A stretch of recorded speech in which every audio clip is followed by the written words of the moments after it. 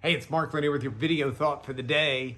Okay, this week we're doing meta-narrative of the Bible. Not that there's one, there's multiple meta-narratives. These are narratives that span across the 66 books of the Bible, telling one coherent story that you can follow through all of these books. And this week, the meta-narrative that I'm looking at is marriage. Marriage is something beyond a civil union. Marriage in the Bible is not simply a husband and wife choosing to live together and share legal rights with each other. There are civil unions, there are contracts like that, but that's very different than the Bible. The Bible says that God has set up relationships in a way that actually feed the narrative or explain to us, are symbols to us, or physical reenactments to us of the relationship that God wants with his people. And so today, the meta-narrative that I'm pulling through starts in the book of Exodus. Now that's the second book in the Bible. And Genesis ends with the children of Abraham, the offspring of Abraham, the Israelites in bondage in Egypt. And the Exodus from Egypt is what gives Exodus its name. And God goes in, and after centuries in Egypt, God pulls the Israelites out and has to fight Pharaoh for them, then ultimately even fights Pharaoh's army. And he brings the Israelites and he brings them to Mount Sinai. And when you read chapter 19 of Exodus, God sets up a wedding at Mount Sinai.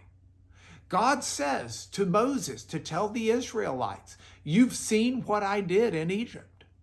And you know that I am a suitable one for you to be your Lord. And if you will covenant with me to be my people, and you will treat me the way you should treat me, I will treat you as my treasured belonging. And it's a courtship that happens there. And the response of the people is ultimately, yes, I do, or we do, to God. And God says, I do, and we do. And that covenant relationship, that marriage between God and his people occurs. Well, over time, the Israelites did not keep their covenant with God. And God had to send prophets to them to talk to them about their failures under the covenant. And one of the most interesting and yet sad stories is the story from the prophet Hosea, who is told by God to in essence, marry a woman who's not going to be faithful. And he goes and he marries Gomer. And Gomer goes out as a prostitute on her husband. And Hosea is taught and instructed by God to try to woo her back, to try to restore the relationship. And over the process of that prophecy, it's a physical representation of what the Israelites have done to God. God's people who said they said the I do at the wedding at Sinai, turn around and decide I don't. And they live unfaithful. They live infidelity before the Lord. And God's constantly wooing them back because God wants that relationship with humanity. Now, this meta-narrative I'll continue tomorrow, but before we end today, let me tell you something that I've got on my brain.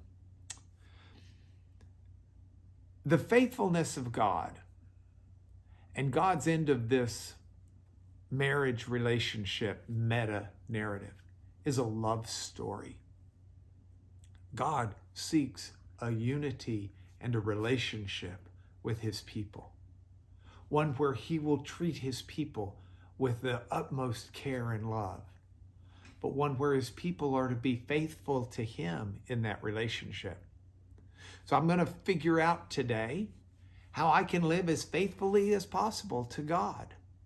Through prayer and through his strength, I want to be a suitable spouse, in a sense, a suitable, faithful one in this relationship with God. Something to chew on for you today. We'll talk about it more tomorrow, but this is your video thought for today.